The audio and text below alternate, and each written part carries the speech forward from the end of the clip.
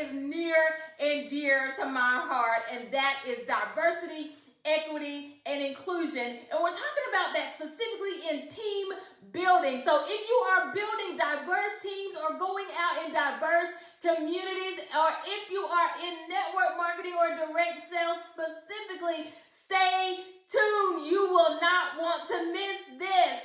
So if you don't know me by now, my name is Dr. Raymona Lawrence, and I am an automation and productivity strategist for women in business. And I'm also a diversity, equity, and inclusion trainer for network marketing and direct sales companies.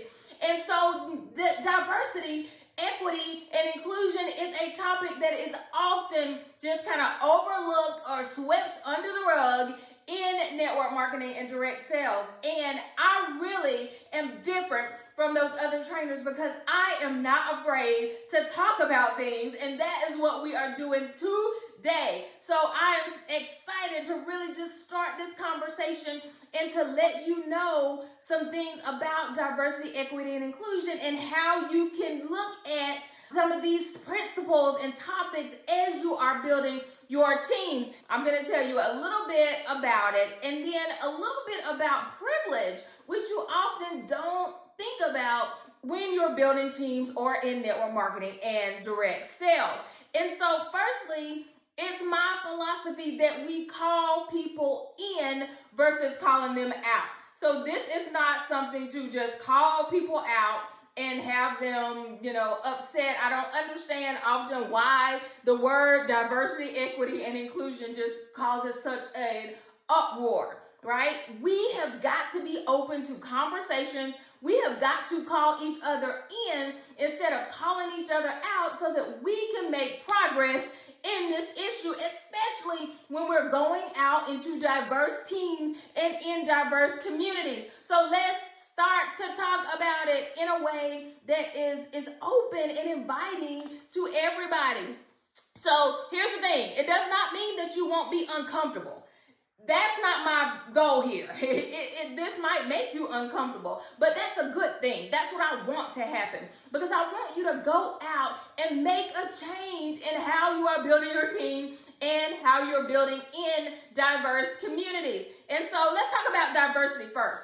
Diversity is having different people on your team, right? So that just means different people are there, but it doesn't mean that they feel like they belong, right? So that is something that you have got to see as the difference here. People say, oh, my team is diverse. Diverse means you have counted different types of people on your team. It doesn't mean that you have set up a structure in which they can all thrive, okay? So yes, diversity is having different people. More on that in a minute. Okay, here's the next thing. People confuse diversity with just race. That is not diversity. There are lots and lots of different types of diversity, and there is diversity within diversity, okay? So when we talk about that, there's gender, there's family structure, there's also veteran status, age, sexual orientation. There are so many different types of diversity. And so I do not want you to only think about race when you are talking about diversity, okay? So let's think through that. There again is diversity within diversity. So that means that all people within an identity group are not the same. So all Black people, all Hispanic people, we're not all the same, right? There's diversity within diversity. So there may be a married person on your team that has that family structure, a single person, a person that is from a rural area. There's geographic diversity versus a very urban area. They all have different kind of characteristics and things that they bring to your team. And so you have to ensure that you are thinking about the diversity within diversity. Never think that all of an identity group is the same. Okay, then let's talk about now equity. So that's diversity, the differences. Equity is giving people what they need to reach their highest potential. So that is important. Equality is just giving everybody the same thing. You don't want to just say, oh, I got to the top. Everybody has the same thing. We have this saying in network marketing and direct sales. We all have the same compensation plan. We all have the same, company. We all have the same products. The only difference is you. Well, the you is important, okay? So equality is like, I'm throwing all the same thing out there for everybody. Go get it and hope you make it to the top, okay?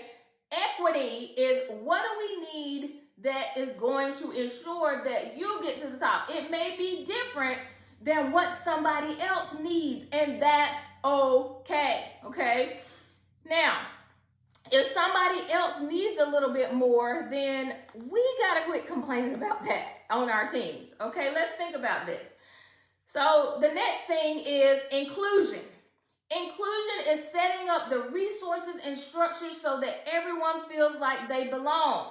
So let's say on your team, an example would be looking at an entire calendar, right? And then not setting up a meeting on a religious holiday that was celebrated by your team members, or not having a meeting at a time that would be 3 a.m. in a whole nother country, right? So you can't please everybody, but those are just some very small examples to help you get the concept. When you're talking about inclusion, if you're setting up meetings at 3 a.m., people are not going to be able to join. So why would the other people in, let's say, Poland feel like they would belong on your team if you refuse to change your meeting time, right? Ever. If somebody is having a religious holiday and they bought that to you, but you keep planning meetings on that same day, you can't please everybody. But again, this is an example, a small example to help you to start to get the concept, okay? So here's the thing. Those are just basic diversity, equity, and inclusion terms. I'm not just talking about diversity, equity, and inclusion today as a whole, but I wanted to give you the terms because I'm moving into something else that you need to understand about diversity, equity, and inclusion. So now let's talk about privilege. So that is what I really want to talk about today. So when we talk about privilege is a topic that most people believe that they are not a part of. People will say, I don't have privilege, Raymona. I am not privileged in any way. That is not true, okay? So we all have privilege in some way. So let's say, for instance, I can apply for some jobs and sit at some tables that other people can't because I have a doctoral degree, right?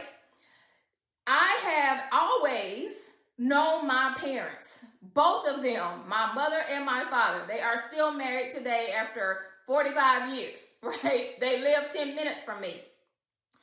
That's privilege. Not everybody has been able to have that type of wholeness in their family and to, be able to know that type of support and structure.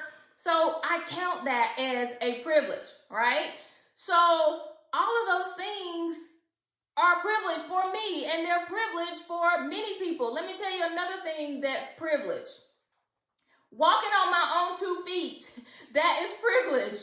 I have been in a wheelchair before, and let me tell you, it is very, very different than being able to walk on your own 2 feet. So we all have privilege. So let's not get bent out of shape by the term privilege as I go through this, because privilege is something that we all have in some way.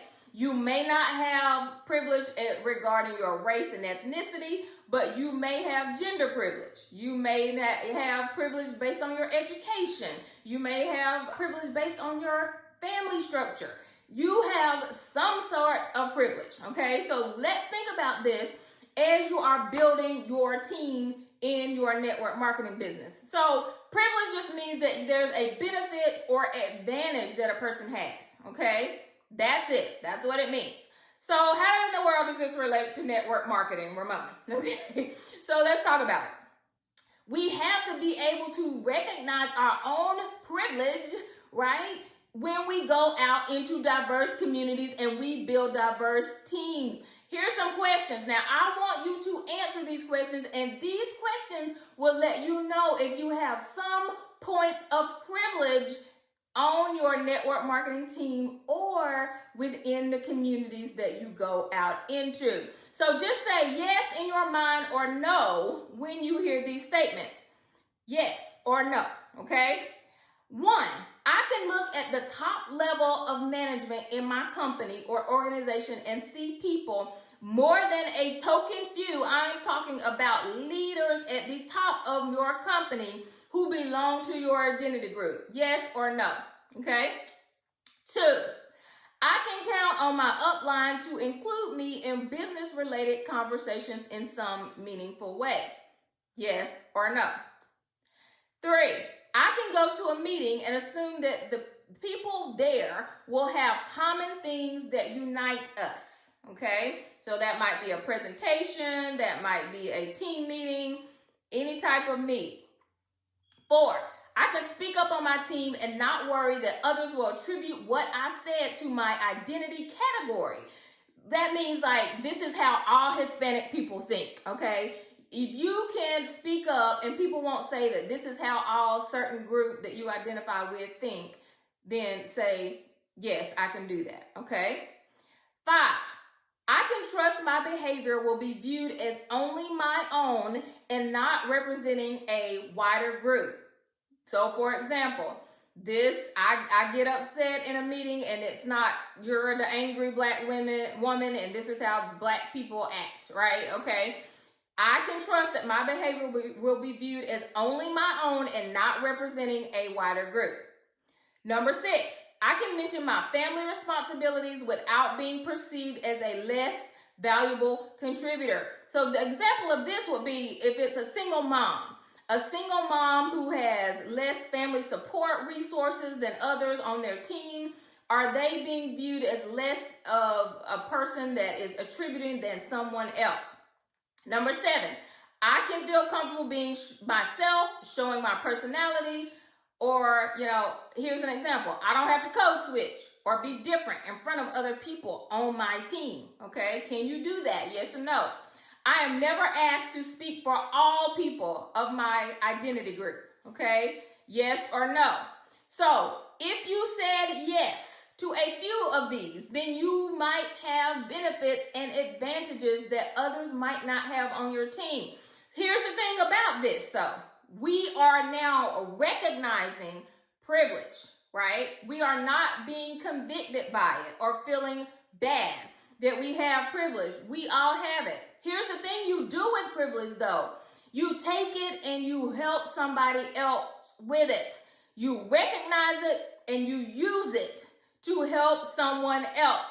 So I want you all to learn to be an advocate, and I want you to support, right? So that your team is a place where diverse communities or team members not only feel like they are counted, but they belong, okay? Talk to you soon. I'm cheering you on. And guess what? I see you.